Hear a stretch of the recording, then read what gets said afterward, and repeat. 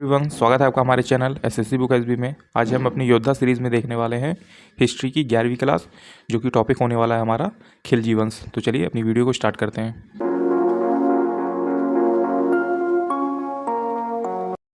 तो ये देखते हैं कि खिलजी वंश में कौन कौन से सुल्तानों ने राज किया था।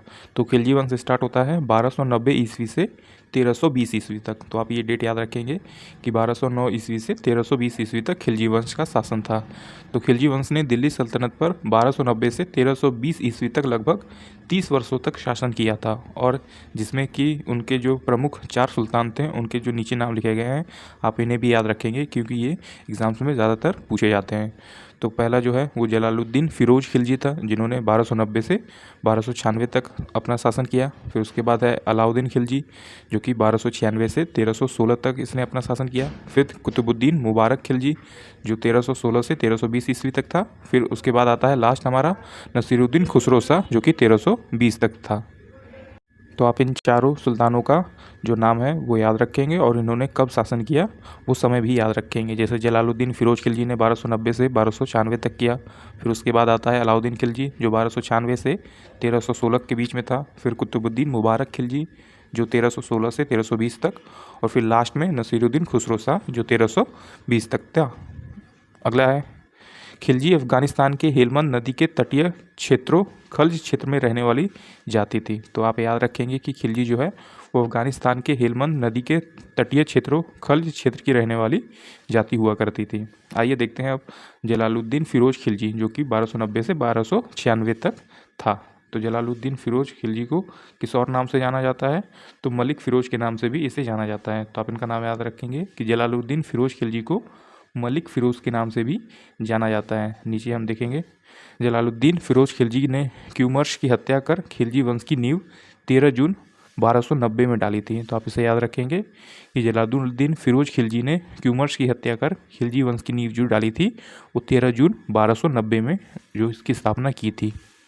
फिर अगला पॉइंट है हमारा, खिलजी वंश की स्थापना को खिलजी क्रांति के नाम से जाना जाता है। फिर उसके बाद है जलालुद्दीन फिरोज खिलजी का नाम मलिक फ़िरोज़ था। तो आप इनका नाम एक और याद रखेंगे कि जलालुद्दीन फिरोज खिलजी का एक अन्य नाम मलिक फ़िरोज़ भी था।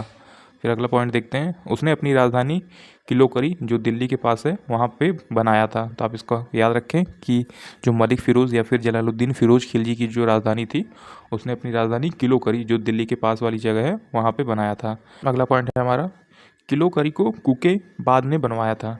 तो आप इसे याद रखेंगे कि किलोकरी जो उसकी राजधानी थी उसको किसने बनाया था? तो कैकूबाद ने बनवाया था। अगला पॉइंट देखते हैं, जो कि है जलालुद्दीन खिलजी ने सत्ता का दरवाज़ा सर्वहारा वर्ग के लिए खोला गया था। तो आप इसे याद रखेंगे कि जलालुद्दीन खिलजी ने सत्ता का दरवाज़ा सर्वहारा वर्ग के लिए खोला था।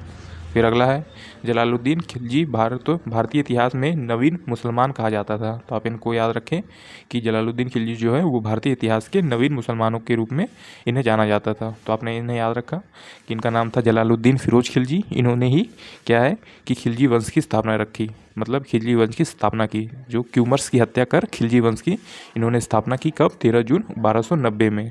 फिर आपने देखा कि खिलजी वंश को स्थापना जो है वो खिलजी क्रांति के नाम से जानी जाती थी, और इनका जो नाम था वो मलिक फ़िरोज़ के नाम से भी इन्हें जाना जाता था। जैसे आप देख सकते हैं तीसरे पॉइंट में लिखा है कि ये जलालुद्दीन फिरोज खिलजी का नाम जो था वो मलिक फ़िरोज़ भी था। फिर इसने अपनी राजधानी कहाँ पे बनवाई? तो किलोकरी जो दिल्ली के पास वाली जगह है वहाँ पे इसकी राजधानी थी। और किलोकरी को किसने बनवाया था? तो कैकूबाद ने बनवाया था। और इन्हें जलालुद्दीन खिलजी को भारतीय इतिहास में नवीन मुसलमान भी कहा जाता है। तो आपने इनके बारे में इतनी चीज़ें याद रखी जो ज़्यादातर एग्ज़ाम्स में पूछी जाती हैं। अब आते हैं सबसे इम्पॉर्टेंट सुल्तान पे, जो कि है अलाउद्दीन खिलजी। तो अलाउद्दीन खिलजी ने कब से कब तक जो है शासन संभाला था? तो 1296 से लेके 1316 तक। अलाउद्दीन खिलजी का जो एक दूसरा नाम था, या फिर इन्होंने एक उपाधि धारण करी, उनका जो नाम था वो सिकंदर सानी के नाम से भी जाना जाने लगा। तो जब इन्होंने उपाधि धारण करी सिकंदर सानी, तो इन्हें इस नाम से भी जाना जाने लगा। आइए अब देखते हैं अलाउद्दीन खिलजी के बारे में कुछ इंपॉर्टेंट चीज़ें जो एग्ज़ाम्स में पूछी गई हैं। जो आप हाईलाइटेड चीज़ें देख रहे हैं वो एग्ज़ाम्स में पूछी जा चुकी हैं, तो आप इनको ज़रूर याद करके जाएंगे अपने एग्ज़ाम्स के लिए। जैसे कि अलाउद्दीन खिलजी के बचपन का जो नाम था वो अली गुरशप था। तो आप इनका नाम याद रखें कि अलाउद्दीन खिलजी के बचपन का जो नाम था वो अली गुरशप था। और दूसरा फैक्ट है हमारा, अलाउद्दीन खिलजी ने अपना राज्य अभिषेक दिल्ली में स्थित बलबन के लाल महल में कराया था। तो ये भी इंपॉर्टेंट है, ये कई बार एग्जाम्स में पूछे जाते हैं, तो आप इसको भी याद रखेंगे कि अलाउद्दीन खिलजी ने अपना जो राज्याभिषेक कराया था वो दिल्ली में स्थित बलबन के लाल महल में कराया था। अलाउद्दीन ने सिकंदर साहनी या फिर दूसरा सिकंदर की उपाधि धारण करी, तो आप इनको याद रखें कि अलाउद्दीन खिलजी ने ही सिकंदर साहनी की उपाधि जो है वो धारण करी, जिसे मतलब कहा जाता था ये दूसरा सिकंदर है। तो इस तरह से अलाउद्दीन खिलजी को सिकंदर साहनी के नाम से भी जाना जाने लगा था। फिर अगला है, अमीर खुसरो ने इसे विश्व का सुल्तान, पृथ्वी के शासकों का सुल्तान या जनता का चारवाहा के युग का विजेता कहा था। तो अमीर खुसरो जो थे उसने अलाउद्दीन खिलजी को क्या कहा था, विश्व का सुल्तान या फिर पृथ्वी के शासकों का सुल्तान या फिर जनता का चरवाहा, युग का विजेता कहा था। फिर अगला है, सिक्के पर तारीख लिखने की प्रथा जो है वो अलाउद्दीन खिलजी ने ही शुरू की थी। तो आप इसको याद रखेंगे कि सिक्के पर जो डेट या तारीख लिखी रहती है उसकी प्रथा कहाँ से शुरू हुई थी, तो अलाउद्दीन खिलजी ने ही शुरू किया था। अलाउद्दीन खिलजी ने मग निषेध, जुआ खेलने व भांग खाने पर प्रतिबंध लगाया था। तो आप इसको भी याद रखें कि अलाउद्दीन खिलजी ने मग निषेध और जुआ मतलब नशे वाली जो भी चीज़ें हैं उन्हें लेने या खाने पीने से प्रतिबंध लगवाया गया था अलाउद्दीन खिलजी के द्वारा। फिर अगला है, अमीरों पर प्रतिबंध हेतु अलाउद्दीन ने 4 आदेश जारी किए थे। तो अमीरों के प्रतिबंध हेतु अलाउद्दीन ने कितने आदेश जारी किए थे, तो 4 आदेश जारी किया था। अगला है, गुजरात अभियान ने नुसरत खान ने मलिक काफूर को 1000 दिनारी में खरीदा था। तो आप इसको याद भी रखेंगे, ये भी काफ़ी इंपॉर्टेंट है। तो आपने याद रखा कि जो नुसरत खान थे उन्होंने मलिक काफूर को 1000 दिनारी में ख़रीदा था। तो आप इसको याद रखें। और फिर अगला है, मलिक काफूर को 1000 दिनारी के नाम से भी जाना जाता था क्योंकि उसने 1000 दिनारी से उसे ख़रीदा गया था, इसलिए मलिक काफूर को 1000 दिनारी के नाम से भी जाना जाता था। अलाउद्दीन ने मलिक काफूर को मलिक ए नायाब बनाया था। तो आप इसको याद रखेंगे, अलाउद्दीन ने मलिक काफूर को मलिक ए नायाब बनाया था। अलाउद्दीन की मृत्यु के बाद काफूर 35 दिन तक शासन बना रहा था। तो आप इसे याद रखेंगे कि अलाउद्दीन की मृत्यु के बाद जो मलिक काफूर है वो 35 दिन तक शासक था। अगला फैक्ट आता है हमारा, आप इसको याद रखें। अलाउद्दीन के समय मेवाड़ का राजा राणा रतन सिंह था। उसकी पत्नी पद्मिनी के कारण उसने मेवाड़ पर आक्रमण किया था। फिर है, मेवाड़ को जीतने के बाद अलाउद्दीन ने इसका नाम अपने पुत्र खिज्र के नाम पर खिज्रबाद रखा था। तो आप इसको याद रखेंगे कि मेवाड़ जीतने के बाद अलाउद्दीन ने इसका जो नाम था वो अपने पुत्र के नाम पर खिज्रबाद रख दिया था। अलाउद्दीन ने सीरी में अपनी राजधानी बनवाई थी। तो आप इसको याद रखेंगे कि अलाउद्दीन ने सीरी में अपनी राजधानी बनवाई थी। किरान उस सादेन की रचना अमीर खुसरो ने किया था। तो आप इसको याद रखेंगे, काफ़ी इंपॉर्टेंट है ये कि किरान उस सादेन की रचना जो है वो अमीर खुसरो ने की थी। अगला है, अलाउद्दीन खिलजी ने एकता प्रणाली को समाप्त कर दिया था। तो आप इसको याद रखेंगे कि अलाउद्दीन खिलजी ने एकता प्रणाली को समाप्त कर दिया था। अगला है, आर्थिक मामलों से संबंधित विभाग दीवान ए रियासत की स्थापना अलाउद्दीन खिलजी ने किया था। जो भी आर्थिक मामलों से संबंधित जो भी विभाग थे उसको कहा जाता था दीवान ए रियासत, जो इसकी स्थापना की थी अलाउद्दीन खिलजी ने। यह व्यापारिकों व बाजार पर नियंत्रण रखता था। तो आप इसको याद रखेंगे कि अलाउद्दीन खिलजी जो है यह व्यापारियों और बाजार पर नियंत्रण रखता था। पुलिस विभाग का प्रमुख कोतवाल होता था। तो आप इसको याद रखें, पुलिस विभाग का जो प्रमुख होता था अलाउद्दीन खिलजी के शासनकाल में उसे कोतवाल कहा जाता था। अगला है, सर्वप्रथम डाक व्यवस्था की शुरुआत सल्तनत काल में अलाउद्दीन खिलजी ने करवाई थी। तो आप देख सकते हैं ये इंपॉर्टेंट क्वेश्चन है, 2024 के CGL में ये क्वेश्चन आपसे पूछा गया था कि सर्वप्रथम डाक व्यवस्था किसने शुरू कराई थी, तो ये अलाउद्दीन खिलजी ने शुरू करवाई थी। तो आप इसको याद रखें कि सर्वप्रथम डाक व्यवस्था की शुरुआत दिल्ली सल्तनत काल में अलाउद्दीन खिलजी ने कराया था। फिर अगला है, स्थायी सेना दागने एवं महाली तथा सैनिकों को नगद वेतन देने की प्रथा की शुरुआत सर्वप्रथम अलाउद्दीन ने ही किया था। तो आप इसको याद रखेंगे कि स्थायी सेना दागने व महाली तथा सैनिकों को नगद वेतन देने की प्रथा की शुरुआत सबसे पहले अलाउद्दीन ने की थी।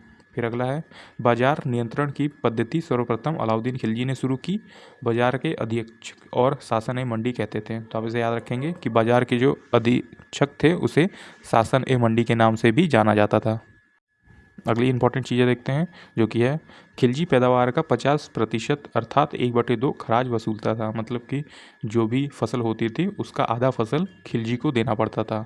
तो इस तरह से आप याद रख सकते हैं, इसे खराज के नाम से जाना जाता था और ये खराज वसूलता था। तो आप इसको याद रखें कि खिलजी पैदावार, जो भी फसल की पैदावार होगी उस टाइम पे जो भी फसल हुआ करती थी उसकी फसल की पैदावार होती थी तो आधा जो फसल है उसे खराज के तौर पर खिलजी को देना पड़ता था। अगला है, अलाउद्दीन ने अमीर खुसरो व अमीर हसन को संरक्षण प्रदान किया था। तो आप इसको भी याद रखेंगे कि अलाउद्दीन ने अमीर खुसरो व अमीर हसन को संरक्षण प्रदान किया था। अगला क्वेश्चन आता है हमारा, मलिक काफूर अलाउद्दीन ने मरणोपरांत उसके नवजात पुत्र शिहाबुद्दीन को गद्दी पर बिठाकर उसका संरक्षक बन गया था। तो आप इसको याद रखेंगे कि मलिक काफूर अलाउद्दीन के मरने के बाद उसके नवजात पुत्र शिहाबुद्दीन को गद्दी पर बिठाकर उसका संरक्षक बन गया था। अगला है, अलाई दरवाज़ा अलाउद्दीन ने बनवाया था। तो ये भी काफ़ी इंपॉर्टेंट क्वेश्चन है, आप इसको याद रखेंगे कि जो अलाई दरवाज़ा का निर्माण है वो अलाउद्दीन खिलजी ने कराया था। अगला है, दक्षिण भारत का प्रथम तुर्की आक्रमण अलाउद्दीन खिलजी ने कराया था। तो आप इसे याद रखेंगे कि जो साउथ इंडिया पे था दक्षिण भारत, उस पे जो पहला आक्रमण तुर्की आक्रमण हुआ था वो खिलजी के द्वारा किया गया था या फिर खिलजी ने कराया था। तो आप इसको याद रखेंगे कि दक्षिण भारत का पहला तुर्की आक्रमण जो है वो अलाउद्दीन खिलजी ने कराया था। अगला है, हजार खंबा महल जो कि दिल्ली में है ये अलाउद्दीन ने बनवाया था। तो आप इसको भी याद रखेंगे कि इसे हजार खंबा महल जो दिल्ली में है ये अलाउद्दीन खिलजी ने बनवाया था। अगला है, अलाउद्दीन ने खम्स या फिर जिसे लूट का धन में सुल्तान का हिस्सा 1/4 के स्थान पर 3/4 कर दिया था। तो अलाउद्दीन ने जो लूट के जो भी धन लूटा जाता था उसमें सुल्तान का हिस्सा मतलब खुद का हिस्सा जो है वो 1/4 से 3/4 कर दिया था। मतलब कि कोई भी धन अगर 4 हिस्सों में लूटा जा रहा था तो पहले उसे 1 हिस्सा मिलता था, पर अब उसे 4 हिस्सों में से 3 हिस्सा देना पड़ता था सुल्तान को, मतलब अलाउद्दीन खिलजी को देना पड़ता था। कोई भी अगर धन लूटता था उस टाइम पे तो उसे सुल्तान को मतलब अलाउद्दीन खिलजी को 4 हिस्सों में से 3 हिस्से देने पड़ते थे।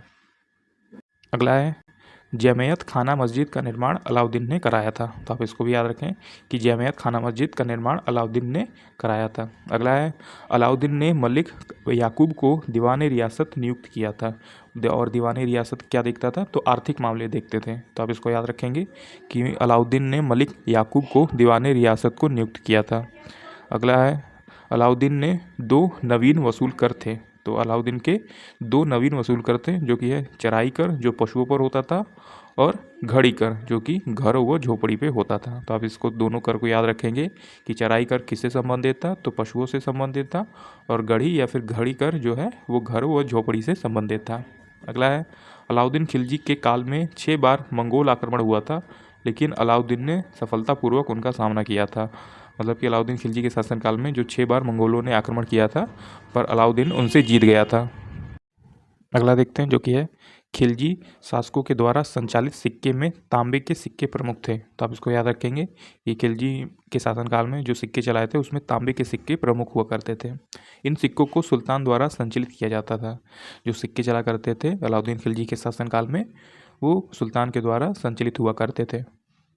अलाउद्दीन खिलजी द्वारा निर्मित अलाई दरवाज़ा बनवाया गया था। तो आप इसको याद रखेंगे कि अलाई दरवाज़ा जो है वो अलाउद्दीन खिलजी के द्वारा बनवाया गया था। अगला है, कुव्वत उल इस्लाम मस्जिद का दक्षिणी प्रवेश द्वार है जिसे 1311 ईस्वी में सुल्तान अलाउद्दीन खिलजी के द्वारा निर्मित कराया गया। तो आप इसको याद रखेंगे कि कुव्वत उल इस्लाम मस्जिद का जो दक्षिणी प्रवेश द्वार है वो 1311 में सुल्तान अलाउद्दीन खिलजी के द्वारा निर्मित हुआ था। अब देखते हैं मुबारक शाह खिलजी के बारे में, जो कि 1316 से 1320 ईस्वी तक इन्होंने अपना शासन किया था और इन्हें अय्याशी राजा के नाम से भी जाना जाता था। तो आप इसको याद रखेंगे, मुबारक खिलजी को अय्याशी राजा के नाम से भी जाना जाता था। आइए देखते हैं कुछ इंपॉर्टेंट चीज़ें जो कि है मुबारक शाह खिलजी के बारे में पूछी जाती है। तो मुबारक शाह खिलजी ने स्वयं को खलीफा घोषित किया, वह खलीफा के आदेश को नहीं मानता था। तो आप इसको याद रखेंगे कि मुबारक शाह खिलजी ने स्वयं को ही खलीफा घोषित कर दिया था और वो खलीफा के आदेश को नहीं मानता था।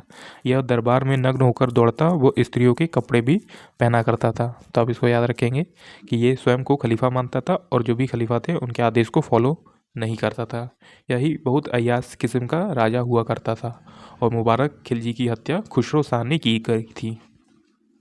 लास्ट वाला है जो मुबारक शाह या फिर मुबारक शाह खिलजी की हत्या खुसरो शाह ने की थी। तो आप इसको याद रखेंगे कि मुबारक शाह खिलजी की हत्या खुसरो शाह ने किया था। तो आपने देख लिया मुबारक शाह खिलजी जो है उसने 1316 से 1320 ईस्वी तक शासन किया था। ये स्वयं को खलीफा मानता था और किसी भी खलीफा के आदेश को फॉलो नहीं करता था। ये दरबार में नग्न होकर दौड़ता और स्त्रियों के कपड़े भी पहनता था। ये बहुत ही अय्याश किस्म का राजा हुआ करता था, इसीलिए इसको अय्याशी राजा के नाम से भी जाना जाता है। और इसकी हत्या की थी खुसरो शाह ने, इसकी हत्या कर दी थी मुबारक खिलजी की। तो आप इसे याद रखें, मुबारक खिलजी की हत्या खुसरो शाह ने कर दिया था। अब देखते हैं लास्ट शासक के बारे में, जिसका नाम था नसीरुद्दीन खुसरो शाह, जो कि 1320 तक इसने शासन किया। तो आप इसको याद रखेंगे कि खुसरो शाह ने पैगंबर का सेनापति की उपाधि धारण की थी। तो आपने इसको याद रखा कि नसीरुद्दीन खुसरो शाह यही जो था, इसने जो है अय्यासी राजा या फिर जिसे मुबारक शाह खिलजी कहते हैं, इसी की हत्या कर दी थी और फिर इसकी जगह पर शासन में आ गया था। तो आपने इसको याद रखा कि मुबारक खिलजी की हत्या इसी नसीरुद्दीन खुसरो शाह ने किया था 1320 में, और फिर इसी ने उसकी गद्दी को संभाल लिया था। तो खुसरो शाह ने पैगंबर का सेनापति की उपाधि धारण की। इसने 1 साल से भी कम शासन किया था। खुसरो शाह की हत्या गाजी मलिक या फिर जिसे गयासुद्दीन तुगलक के नाम से जाना जाता था, उसने कर दिया था। इसकी हत्या के बाद तुगलक वंश की नींव पड़ी और ये खिलजी का अंतिम शासक था। तो आप इसको याद रखेंगे कि नसीरुद्दीन खुसरो शाह ने जो है वो मुबारक शाह खिलजी की हत्या कर दी और फिर स्वयं को अपनी गद्दी पर रखा, पर ये भी ज़्यादा देर गद्दी पर टिक नहीं पाया क्योंकि इसकी हत्या 1 साल के अंदर भर में हो गई थी। तो इसकी हत्या किसने करी थी? तो गयासुद्दीन तुगलक ने किया था, और फिर गयासुद्दीन तुगलक ने ही इसके अगले वंश की नींव डाली, जिसका नाम था तुगलक वंश। तो आप इसको याद रखेंगे। आइए देखते हैं कुछ इंपॉर्टेंट क्वेश्चन जो कि एसएससी एग्जाम्स में खिलजी वंश से पूछे जाते हैं। तो पहला क्वेश्चन है हमारा, वीडियो में आगे बढ़ने से पहले दोस्तों एक इंपॉर्टेंट इन्फॉर्मेशन आप सभी के लिए। अगर आप 2025 एसएससी एग्जाम्स की तैयारी कर रहे हैं, चाहे वो सीजीएल हो, सीपीओ हो, सीएचएसएल, एमटीएस, जीडी, स्टेनो या फिर सिलेक्शन पोस्ट, तो आपके लिए इंग्लिश वोकेबलरी की बुक काफ़ी यूजफुल हो सकती है। ये बुक जो है वो ई बुक है, आपको इसका PDF मिल जाएगा मात्र 39 रुपीज़ में। आप अगर हमें नीचे व्हाट्सअप नंबर दिया है उस पर मैसेज करेंगे तो ये ई बुक आपको मात्र 39 रुपीज़ में मिल जाएगी। इस बुक में हमने दिया है आपको 1 word substitution, idiom and phrases, synonym, antonym और फ्रेजल वर्ब। जैसा आप सभी जानते हैं फ्रेजल वर्ब भी बहुत ज़्यादा इंपॉर्टेंट हो गया अभी एसएससी एग्जाम्स में। 1 से 2 क्वेश्चन आपको इंग्लिश में फ्रेजल वर्ब से देखने को मिल जाएंगे। तो ये काफ़ी यूजफुल बुक होने वाली है। इसमें आप देख लीजिए कि आपको सभी चीज़ें जो है, सभी टॉपिक वो अल्फ़ाबेटिकल ऑर्डर में देखने को मिल जाएंगे और इसमें काफ़ी अच्छी खासी मात्रा में सभी टॉपिक हैं। तो आपको इसमें कोई भी ज़्यादा दिक्कत नहीं आएगी। इसमें आपको प्री और मेंस सभी तरीके के एग्जाम्स में रिलेटेड जो भी क्वेश्चन पूछे गए हैं वो सभी इसमें ऐड मिलेंगे। जैसा कि सिनोनिम, एंटोनिम आप देख सकते हैं, फ्रेजल वर्ब आप देख सकते हैं, ये भी अल्फ़ाबेटिकल ऑर्डर में जो है वो सभी दिया हुआ है। जैसा कि आप सभी ने देखा कि ये बुक हमारी मात्र 39 रुपीज़ में है। आप चाहें तो ये बुक आप हमसे व्हाट्सअप नंबर पर मैसेज करके ले सकते हैं, जो कि सिर्फ 39 रुपीज़ में आपको मिल जाएगी। ये काफ़ी यूजफुल बुक है जो आपकी एसएससी एग्जाम्स में इंग्लिश वोकेबलरी वाले जो पोर्शन है उसको बहुत ही अच्छे से कंप्लीट कर सकती है। खिलजी राजवंश ने डैश तक दिल्ली पर शासन किया था। तो जो खिलजी राजवंश था इसने कब से कब तक दिल्ली पर शासन किया था? तो 1290 से 1320 ईस्वी तक इसने जो है वो दिल्ली पर इन सभी लोगों ने शासन किया था, वो जो 4 सुल्तान थे। तो आप इसको याद रखेंगे कि खिलजी राजवंश ने 1290 से 1320 तक दिल्ली पर शासन किया था। अगला है, खिलजी और तुगलक शासकों ने सैन्य कमांडरों को क्षेत्रों का गवर्नर नियुक्त किया था। इन क्षेत्रों को किस नाम से जाना जाता था? तो इसे इक्ता के नाम से जाना जाता था। तो आप इसे याद रखेंगे कि खिलजी और तुगलक शासकों ने सैन्य कमांडरों को क्षेत्रों का गवर्नर नियुक्त किया था और इन क्षेत्रों को इक्ता के नाम से जाना जाता था। नीचे आप देख सकते हैं कि खिलजी और तुगलक शासकों ने सैन्य कमांडरों को जो है क्षेत्रों का गवर्नर नियुक्त किया था और इन क्षेत्रों को इक्ता के नाम से जाना जाता था तथा इनके शासकों को इक्तेदार कहा जाता था। इसी तरह इक्ता प्रणाली की शुरुआत इल्तुतमिश ने किया था। तो आप इसको याद रखेंगे कि जो वहाँ के सैन्य कमांडर किसी क्षेत्र की रक्षा करते थे तो उन क्षेत्रों को इक्ता के नाम से कहा जाता था और इन शासकों को इक्तेदार कहा जाता था। अगला है, अलाउद्दीन खिलजी ने अपने सैनिकों के लिए एक नए सैनिक नगर का निर्माण कराया जिसका नाम सिरी के नाम पर रखा गया। तो आप इसको याद रखेंगे कि अलाउद्दीन खिलजी ने अपने सैनिकों के लिए एक नए सैनिक नगर का निर्माण कराया जिसका नाम सिरी था। अगला क्वेश्चन आता है हमारा, निम्नलिखित में से कौन अलाउद्दीन खिलजी के दरबारी कवि थे जिन्होंने प्रसिद्ध कविता हस्त बहिश्त लिखी थी? तो आप ये किसने लिखा था?